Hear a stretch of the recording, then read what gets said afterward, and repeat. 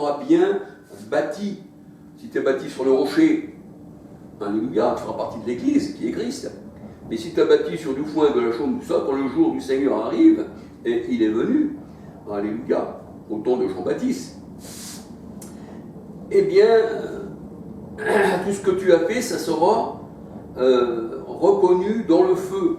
Si l'œuvre que tu as bâtie résiste au feu, comme le buisson qui ne brûle pas, alléluia, tu auras une récompense. Mais si ton œuvre eh bien, est brûlée, la parole de Dieu nous dit, si ton œuvre est brûlée,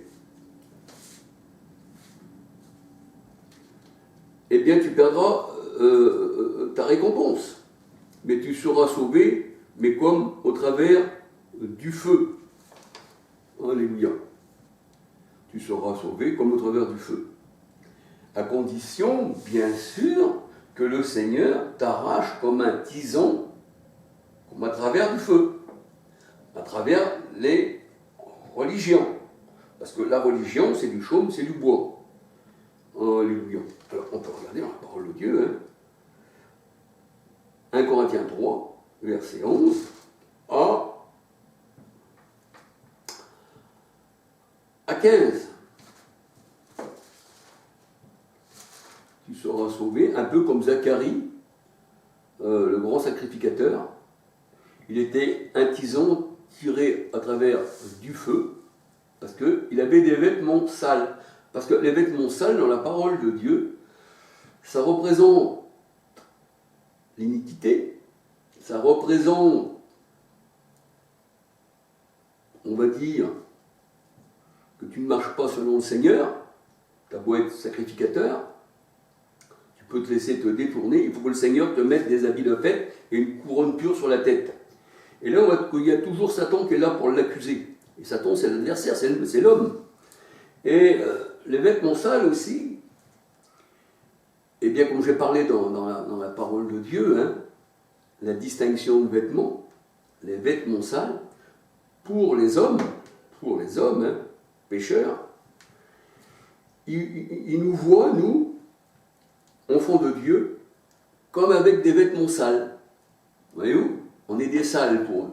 Et eux, ils ont des habits, comment on dit, de luxe. Voilà, ils ont des habits de luxe.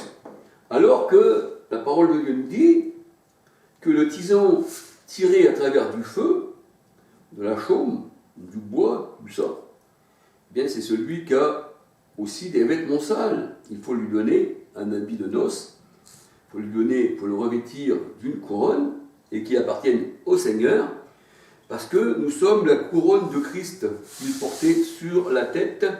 Alléluia, nous étions un buisson d'épines, arraché du feu. Alléluia.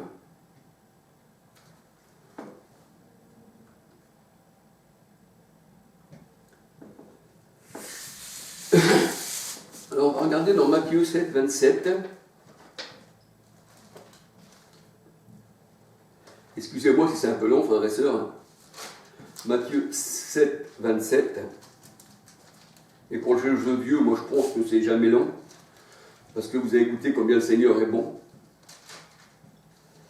Alléluia.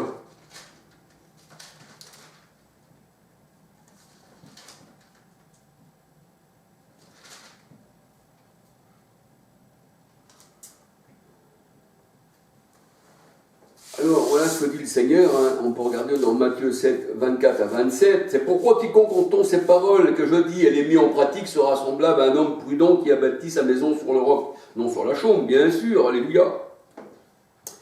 Ésaïe 44, verset 6, Romains 10, verset 4. La pluie est tombée, les torrents sont venus, les vents ont soufflé et se sont jetés contre cette maison. Mais elle n'est point tombée parce qu'elle était bâtie sur le roc. On dit que la chaume, tout ça, eh bien le Seigneur dit tu seras sauvé, toi, si tu abandonnes tout ça, comme à travers un feu. Et là, on voit que le Seigneur, il parle, il dit elle n'est point tombée parce qu'elle est fondée sur le roc. Alléluia. Mais quiconque entend ces paroles que je dis et ne met pas en pratique est semblable à un homme insensé qui a bâti sa maison sur le sable, on peut dire sur la paille, sur le chaume, sur les pierres. Verset 27, la pluie est tombée, les torrents sont venus, les vents ont soufflé et ont battu cette maison. Et elle est tombée et sa maison était en ruine. C'est celui qui a bâti sur le sable, c'est celui qui a bâti sur la chaume. Matthieu 7, verset 27. Alors Matthieu 7, 24 à 27. Alléluia. Alors être un tisan arraché du feu, c'est être, eh bien, sauvé des religions, de ceux qui bâtissent avec du foin et de la paille. Alléluia. Et là, nous voyons dans Zacharie 3, verset 2, que Josué, le souverain sacrificateur, a été arraché du feu, parce que ses habits étaient sales, il n'avait pas d'habits blancs. Psaume 104, verset 2. Alléluia.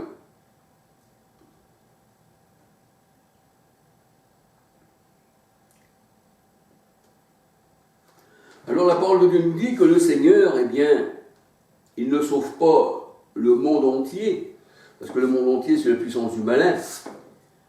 1 Jean 5, 20, 1 Jean 5, 19, 20. Et la parole de Dieu, elle dit que les ténèbres ne l'ont pas reçu. Mais le Seigneur est venu pour ses élus. Alléluia. Et le Seigneur, il dit qu'il les a arrachés de la gueule du lion. Amos 3.12. Alors regardons Amos 3.12. Vous savez, les paroles de Dieu, c'est bon à manger. Alléluia. Amos 3.12. Ainsi parle l'Éternel, comme le berger arrache de la gueule du lion 2 jambes et un bout d'oreille, ainsi se sauveront les enfants d'Israël qui seront assis dans Samarie. Alléluia. Donc, comme le berger arrache de la gueule du lion une jambe, un morceau d'oreille, on voit bien, une jambe, un morceau d'oreille. Et même, on voit que David disait au roi Saül, quand j'arrache de la gueule du lion, de la gueule de l'ours, ma brebis, parce que David, il est le symbole du Christ, eh bien, je la taille en pièces au long de l'Éternel. Et Amos 3.12 nous dit que là, eh bien, le berger arrache de la gueule du lion 2 jambes ou 2 bouts d'oreilles. Ainsi se sauveront les enfants d'Israël qui sont assis dans Samarie. Amos 3.12. Mais nous pouvons voir aussi que la parole de Dieu, ses jambes, ses oreilles, alléluia, c'est-à-dire qui sont des corps, qui appartenaient au corps, mais le corps entier est mort, le tronc est mort, alléluia, il nous dit dans Romains 11, eh bien le corps, dans la parole de Dieu, c'est l'Église aussi, 1 Corinthiens 12, versets 12 à 27, qui est constitué de yeux, d'oreilles, de mains, de pieds. Le Seigneur, il prend de ce qu'il a enlevé d'Israël, de la gueule du lion, et il les greffe, parce que la parole de Dieu, elle dit, des deux, il a fait un seul peuple. Dans Éphésiens 2, verset 11. Nous lisons tout Éphésiens 2, verset 11. Alléluia.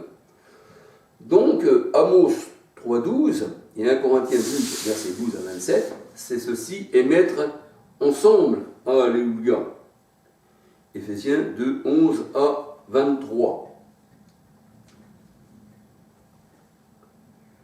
Alors, il est vrai que la paille signifie celui qui ne voit pas grand-chose. Son œil est mauvais. Alléluia.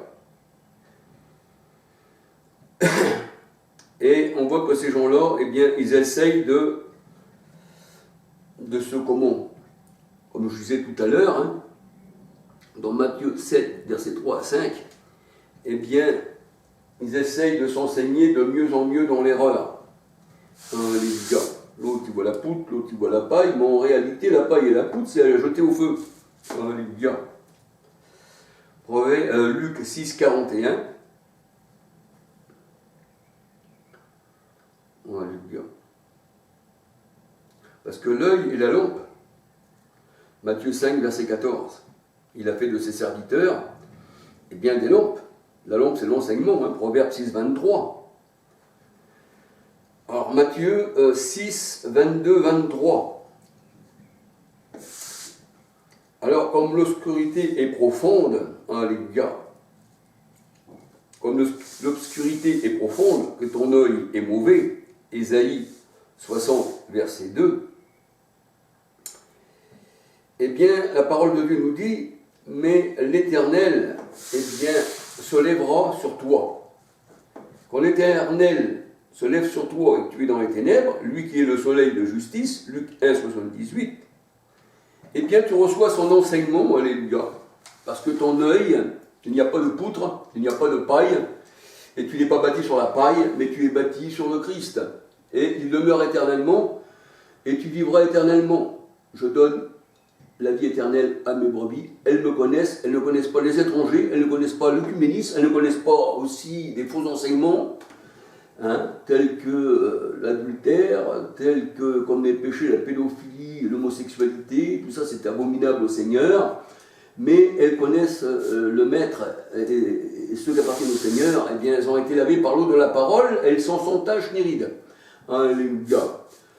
Donc, que le Seigneur vous bénisse, mes frères et sœurs, et que cette parole du Seigneur, eh bien, vous fasse comprendre bien des choses. Alléluia. Vous savez, moi je ne dis pas que faut suivre ce que je vous dis, mais tout ce qui est écrit, ce que j'ai donné comme verset, provient de la parole de Dieu. Alléluia.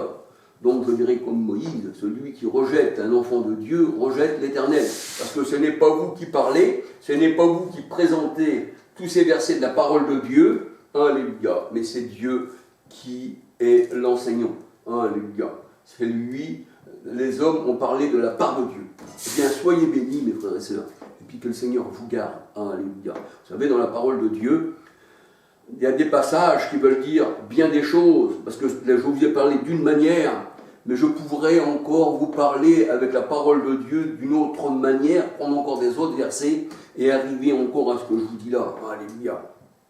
Mais l'homme charnel ne comprend pas les choses de Dieu, parce que c'est spirituellement qu'on en juge. Soyez bénis, alléluia.